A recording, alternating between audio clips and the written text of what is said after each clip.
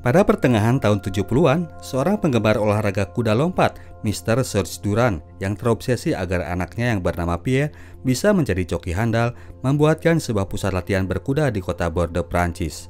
Sementara itu, pada kurun waktu tersebut, masih di lokasi sekitar, lahirlah seekor kuda yang dinamakan Jeppeloup. Kuda ini dikembangbiakan oleh seorang pemilik kandang kuda yang kasihan melihat anaknya sering murung setelah ditinggal oleh sang emak. Jeppeloup kemudian menjadi penyemangat hidup Raphael, si anaknya Dalio, pemilik kandang kuda tersebut. Seiring waktu berlalu, sementara Pierre terus dilatih untuk menjadi joki yang handal, sang kuda pun terus dilatih untuk menjadi atlet kuda lompat yang jempolan. Hubungan Raphael dan kudanya pun si Jeppeloup ini makin erat. Beberapa tahun kemudian, Pierre masih lanjut berusaha untuk menjadi seorang joki yang sukses. Ayahnya dengan sabar terus mendampingi tur anaknya untuk mengikuti berbagai macam lomba. Akan halnya dengan Jeppeloup, kuda ini berkembang menjadi kuda yang tukang ngadat. Raphael dan ayahnya mencoba melatihnya untuk menjadi kuda pelompat, namun seringkali kuda ini mogok nggak mau loncat. Dalio akhirnya mencoba mencarikan joki yang bisa menghandle kuda itu. Pilihannya kemudian jatuh kepada Pierre. Trial pun dilakukan, namun si kuda yang rudot ini tetap saja sering ngadat nggak mau lompat.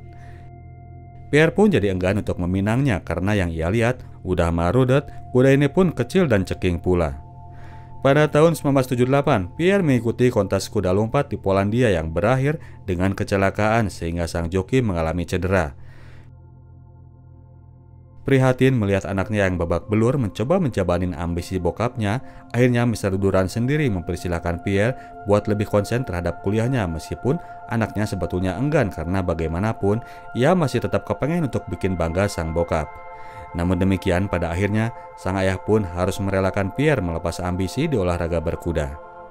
2 tahun kemudian Pierre sudah lulus kuliah dan mulai bekerja sebagai seorang pengacara. Meskipun demikian, dia dan keluarganya masih tetap memonitor olahraga berkuda.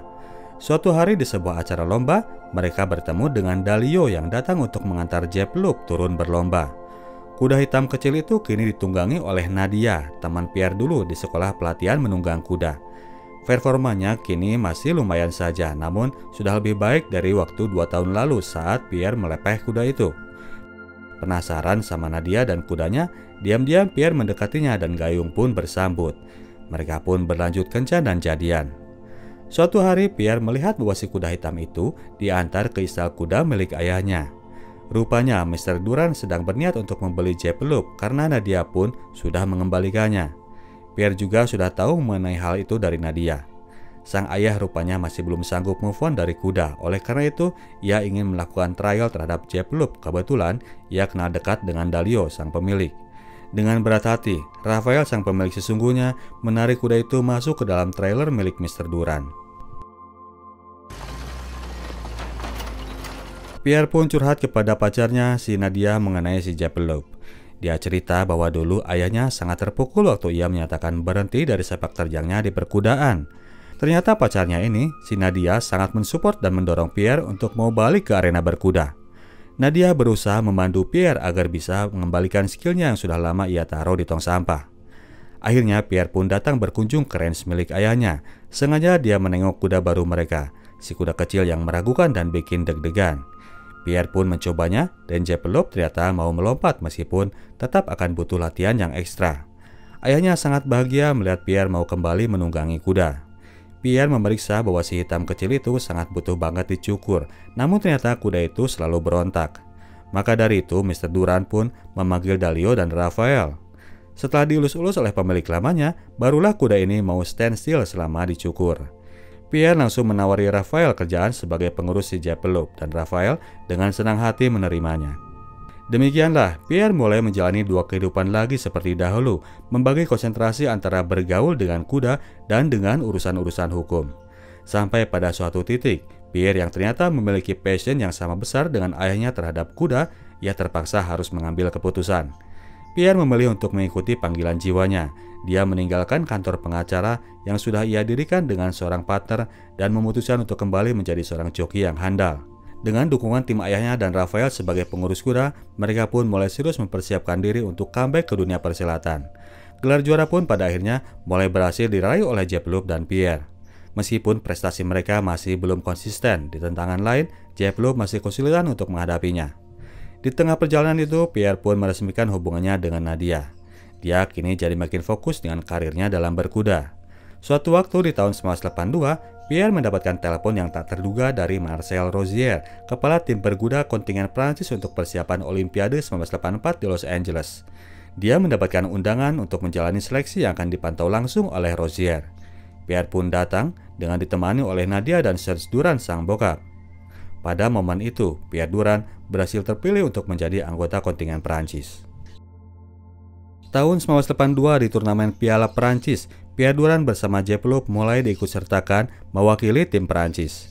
Saat itu hadir aktor kawakan Prancis, Jean Rochefort di antara para penonton. Suasana pun jadi gaduh. Pierre merasa bahwa ia mendengar suara lonceng dibunyikan, maka ia pun langsung memulai. Namun ternyata pihak juri belum membunyikan lonceng. Akhirnya Pierre dan Jeppeloup didiskualifikasi karena dianggap curi start. Penonton pun ngasih bu kepada Pierre dan sang joki pun protes keras. Namun juri masih merasa bahwa Pierre melakukan pelanggaran. Keputusan tetap berlaku. Pierre dan Jeppeloup harus segera keluar arena. Di belakang, Pierre pun marah-marah jadinya karena harus kehilangan muka dalam sebuah event yang penting. Momen memalukan itu masih terus menghantui Pierre hingga beberapa waktu kemudian. Sebuah feeling yang membuatnya ingin membuktikan diri kepada publik Prancis. Di turnamen berikutnya, masih di Prancis, tim Prancis berhasil masuk ke babak final. Sementara joki yang lain menerima arahan dari Marcel, Pierre malah sibuk sendiri. Dia sangat memperhitungkan medan tantangan dan menapaki sendiri jarak dari tantangan satu ke tantangan berikutnya. Pierre sangat serius menghadapi event tersebut. Joki yang berlaga sebelum Pierre adalah Joseph Orlando, yang mana dia berhasil menuntaskan tantangan hanya dengan sekali saja melakukan kesalahan dalam waktu yang cepat. Si Joseph ini untuk sementara berada di posisi pertama.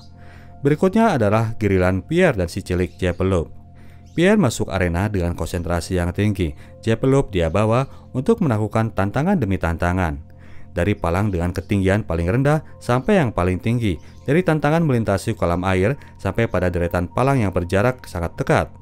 Pierre dan Jeppeloup berhasil menyelesaikan tantangan tanpa kesalahan satupun dengan waktu yang berhasil mengalahkan capaian waktu Joseph Orlando. Mereka pun disambut oleh pasangannya masing-masing, Pierre oleh Nadia dan Jeppeloup sama Raphael. Pierre dan Jeppeloup, si kuda mungil ini, berhasil memenuhi harapan Marcel Rozier, sang kepala tim dan publik Prancis. Jadi dipastikan bahwa mereka akan dibawa untuk menjadi andalan Prancis dalam Olimpiade 84 di Los Angeles, meskipun pihak media tetap mempertanyakan konsistensi Pierre dan Jeppeloup. Saat itu, Pierre menanggapinya dengan sengit. Dia balik menghujat sikap media Prancis yang selalu berusaha mengungkit borok dari tim mereka. Di Los Angeles, 24 jam sebelum pertandingan dilangsungkan, di dalam tim Prancis malah terjadi pertikaian antara para joki dan pelatihnya, Marcel Rozier. Para joki keberatan kalau kuda mereka udah diforsir sebelum pertandingan dimulai. Sementara itu, Rozier ngepush terus dari awal, menyuruh kuda mereka agar digas di masa persiapan. Salah seorang joki keberatan dan demikian pula dengan Pierre. Akhirnya Marcel pun ngadat, dia membiarkan para jokinya untuk bertindak semau mereka sendiri. Esok harinya pertandingan pun dilaksanakan. Para pengamat membicarakan persaingan yang akan terjadi antara Jeppeloup dengan Touch of Class, kuda tinggi besar yang ditunggangi oleh atlet Amerika Joe Vargas. Jeppeloup dinilai sebagai underdog, itu dikarenakan jam terbang Pierre Duran yang dianggap masih minim untuk kejuaraan internasional dan kudanya yang berperawakan lebih kecil dibanding pesaingnya. Joe Vargas mendapatkan giliran untuk berlaga dan dia berhasil menaklukkan semua rintangan dengan baik, hanya membuat satu kesalahan saja. Kini giliran Jeppeloup yang masuk arena. Marcel Rozier sebelumnya meminta maaf soal pertengkaran kemarin dan meminta Pierre untuk berkuda seperti biasanya. Dia mentargetkan Pierre cukup mendapatkan medali perunggu saja. Rintangan di Olimpiade ini lebih menantang dari yang biasa dihadapi di kejuaraan nasional di Perancis, tinggi-tinggi dengan jarak jangkauan yang lebih lebar. Di awal loncatan, ternyata Jeppeloup sudah hampir gagal melewatinya. Lanjut ke beberapa loncatan berikut, Jeppeloup masih sanggup lewat, namun sudah terlihat bahwa ia udah keburu kecapaian. Akhirnya, Pierre balik dulu untuk lewati rintangan yang lebih rendah sebelum masuk ke rintangan yang tinggi. Namun ternyata Jeppeloup udah keburu lunglai. Ia pun mogok meloncat dan Pierre pun harus terlontar dari atas punggungnya. Andalan Prancis ini pun terpaksa harus tercoret dari persaingan, tidak berhasil mendapatkan medali perunggu sekalipun. Pierre sangat terpukul menerima kenyataan itu. Balik ke Prancis, Pierre jadi terus-terusan murung, lalu tiba-tiba dia membuat keputusan yang drastis. Dia akan berhenti jadi atlet penunggang kuda dan akan menjual Jappeloup. Kebetulan sudah ada tawaran yang masuk dari ayahnya Joe Varghese. Pierre jadi merasa bahwa selama ini ia telah buang-buang waktu balik lagi bergaul dengan kuda, menyanyiakan karirnya sebagai pengacara untuk menjadi seorang pecundang. Hanya rasa malu dan kecewa saja yang ia dapatkan. Nadia sebagai orang pertama yang mendorong Pierre balik lagi berkuda, dia jadi merasa tersinggung, merasa bahwa semuanya itu telah menyalahkan dirinya atas semua kecewa yang sedang ia rasakan. Nadia mempertanyakan lagi sikap suaminya yang cenderung menyalahkan pihak lain. Sementara selama itu, Jappeloup sudah banyak memberinya kejayaan sampai akhirnya ia bisa terpanggil masuk tim Olimpiade. Meskipun kecewa, namun pada akhirnya Nadia mempersilahkan Pierre menentukan pilihannya, namun ia meminta agar Pierre berhenti mencari kambing hitam atas kekalahannya. Setelah istrinya, kini giliran ayahnya yang mengajak Pierre ngobrol. Serge ingin mengingatkan lagi bahwa sejak dulu Pierre sudah sangat menyukai kegiatan berkuda, jadi Serge meminta agar anaknya gak menyalahkan siapapun atas keterpurukan yang sedang ia alami. Seolah-olah ia terpaksa harus berkuda demi menyenangkan orang di sekitarnya. Dengan mindset seperti itu, Pierre gak akan bisa sukses dalam bidang apapun.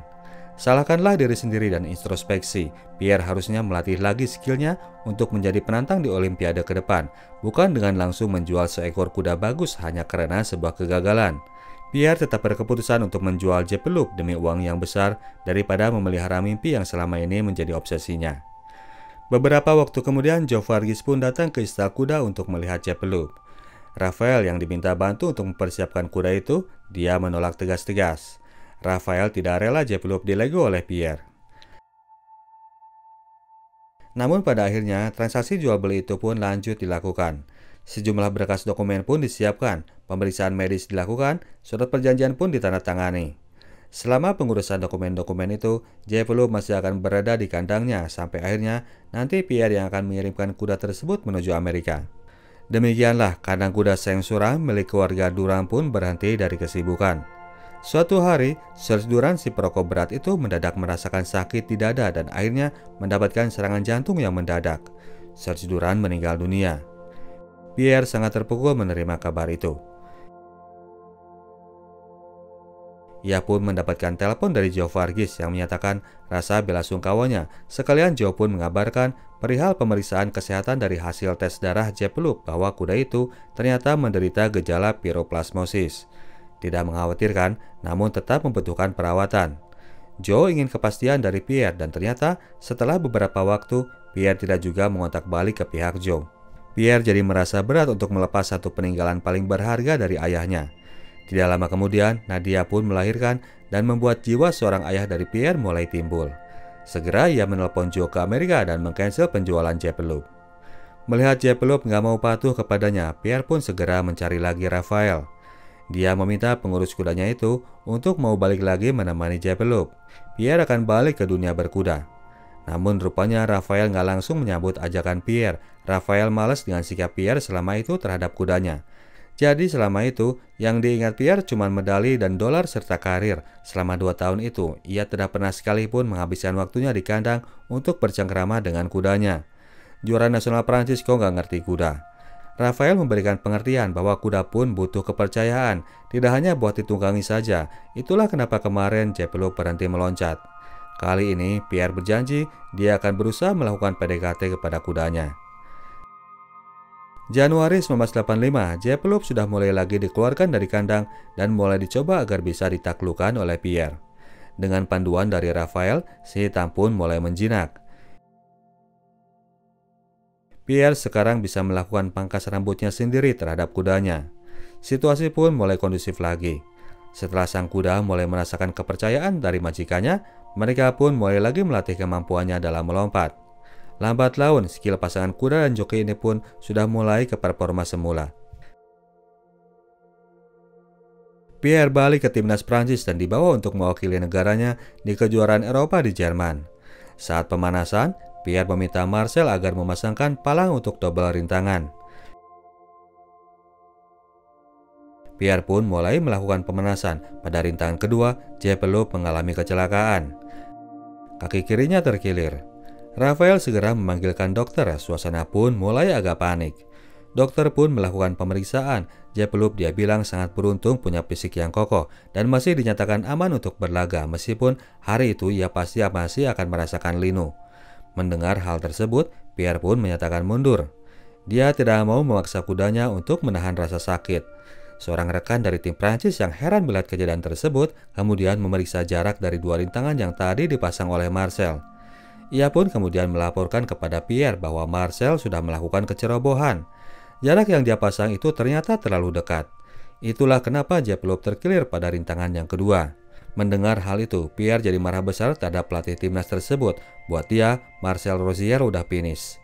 Pierre menyatakan mundur dari timnas Prancis dan tidak akan balik lagi selama Marcel masih menjadi pelatihnya. Lepas dari jaminan keuangan timnas, Pierre pun akhirnya terpaksa harus sibuk kesana kemari mencari sponsor.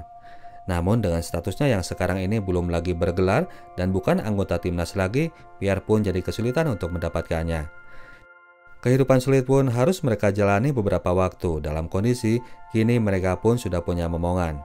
Nadialah yang sekarang harus turun mencari uang sementara suaminya belum lagi berpenghasilan.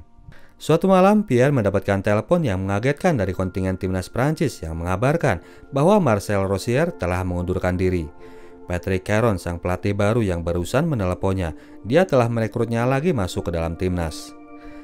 Masuk di tahun 1986, timnas Prancis berlaga di kejuaraan dunia berkuda di Barcelona. Kini dengan kondisi tim yang lebih kondusif, timnas Prancis berada di posisi penantang juara dengan pasangan Pierre dengan kudanya si Jeppeloop yang menjadi andalan. Laga pun berlangsung, tim Prancis berada di 4 besar dan kini peluangnya adalah untuk memperebutkan medali perunggu bersaing dengan tim dari Inggris. Pierre adalah rider terakhir yang diturunkan. Ada sebuah tantangan yang bisa menjadi penentu kemenangan, yaitu melompati sebuah kolam yang lebar. Sang manajer meminta Pierre untuk tidak ambil resiko, namun Pierre merasa yakin bahwa Jeppeloop bisa menaklukkannya. Selama event itu berlangsung, tidak ada satu penunggang pun yang sukses melompati kolam air tersebut. Pierre pun masuk ke dalam arena dan membawa Jeppeloop melewati tantangan demi rintangan, sampai akhirnya rintangan kolam air itu pun dilompati dan Jeppeloop berhasil menaklukkannya. Dengan kepercayaan dari majikannya, seekor binatang piaraan akan berusaha to the max melakukan kebisanya. Prancis pun berhasil merebut medali perunggu. Esok harinya akan dilakukan partai individu untuk mencari seorang penunggang kuda yang terbaik. Melihat rekor selama event kejuaraan, Pierre berada di posisi pertama sebagai rider dengan catatan penampilan yang terbaik. Namun untuk kategori individu itu, ada satu aturan unik yang akan diberlakukan. Para rider yang bertarung nantinya akan dilakukan pertukaran kudanya masing-masing. Saat Pierre menunggangi kuda lawannya, Gail Benbrook, mak-mak rider dari Kanada, Pierre melakukan 2 kali kesalahan. Namun ternyata ketika Gail menunggangi Jeppeloop, dia berhasil melakukan clear round, tidak melakukan kesalahan satu kali pun. Untuk kategori perorangan, Pierre terpaksa harus menyerah terhadap rider asal Kanada tersebut. Pierre pun akhirnya jadi sadar bahwa skillnya masih belum satu level dengan kemampuan kuda miliknya. Meskipun selama tahun itu prestasinya sangat cemerlang. Sebuah tamparannya kemudian dilanjut dengan jotosan berikut. Trailer kuda milik tim Prancis mengalami kebakaran di rest area jalan tol. Mobil yang sedang ditumpangi Pierre pun segera merapat. Mereka berusaha keras untuk menyelamatkan kuda-kuda. Jeppeloop yang terakhir mendapatkan giliran untuk direscue. Ketika dikeluarkan, suasana trailer sudah sedemikian berasap dan penuh dengan api. Kuda itu pun jadi panik. Jeppeloop berlari keluar menuju jalanan. Suasana pun heboh jadinya. Jeppeloop meronta kesakitan. Dia berontak ketika mencoba diselamatkan. Meskipun akhirnya lambat laun, dia pun berhasil ditenangkan oleh Pierre. 2 tahun pun berlalu, mereka menjalani romantika dalam dunia lomba berkuda. Tibalah saatnya Pierre dan Jeppeloop menantang kembali sebuah event akbar yang menjadi obsesi Pierre sejak kecil, memenangkan medali di event Olimpiade. Selama selang waktu 2 tahun tersebut, sejak kejuaraan dunia di Barcelona, Pierre dan Jeppeloop sudah berkembang menjadi pasangan yang berada di rank atas dunia. Pierre sudah berhasil meningkatkan skillnya. Kini mereka pun diunggulkan untuk menjadi pemenang. Namun tantangan harus terlebih dahulu ditaklukkan. Malamnya, ketika yang lain bersantai di karaoke, Pierre pulang duluan untuk mengunjungi kudanya. Dia ingin mereka membangun chemistry tersendiri sebelum pertarungan esok hari. Esoknya, Pierre pun memasuki arena dengan konsentrasi yang tinggi. Saking fokusnya, istrinya pun tidak ia hiraukan. Mereka pun memulai dan berhasil melompati tantangan demi tantangan yang tinggi dan lebar standar Olimpiade. Hanya satu kali saja mereka nyaris membuat kesalahan, selebihnya mereka pun melakukan performa yang hampir sempurna. Pierre sudah lebih pengalaman sebagai rider dan Jappeloup yang lebih to the max mendapatkan kepercayaan dari majikannya. Pierre melakukan clear round yang membuatnya berhasil merebut medali emas, menuntaskan obsesinya sekaligus menjabani keinginan mendiang ayahnya. Sebuah perjalanan panjang yang penuh pengorbanan bagi keduanya namun berakhir dengan hasil yang manis. Demikianlah selepas Olimpiade, Pierre dan Jappeloup lanjut merajai arena perlombaan kuda lompat sampai momen pensiun Jappeloup di tahun 1991. Kuda itu meninggal juga pada tahun tersebut di kandang Saint-Saurin, tempat di mana dia memulai segalanya. Untuk mengenang sang kuda legenda, pemerintah Prancis pun membuatkan monumen Jappeloup di pelataran Museum Olimpik Prancis. Oke, demikianlah ceritanya bro dan sis. Kita tim Sinotalk cabut dulu. Sampai jumpa di video kita selanjutnya. Ciao.